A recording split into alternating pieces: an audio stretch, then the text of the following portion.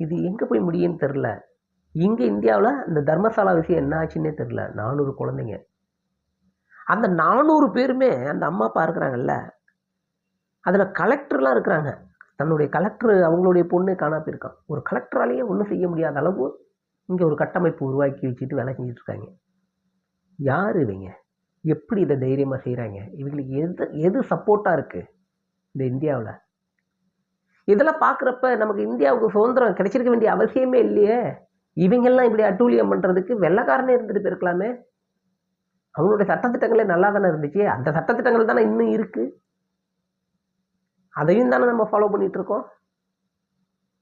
என்ன கொடுமை இது! இதுக்கெல்லாம் எப்போ தான் தீர்வு வரும் இந்த மாதிரியான அட்டூழியங்களுக்கு? இது மட்டும் இல்லை, இது ஏதோ இப்போ வெளியில் வருது. இந்த உலக நாடுகளில் இன்னும் எங்கெங்கெல்லாம் இந்த மாதிரி பெண்கள் இன்னும் அண்டர் கிரவுண்டில் அடைப்பட்டு கிடக்கிறாங்களோ தெரியல.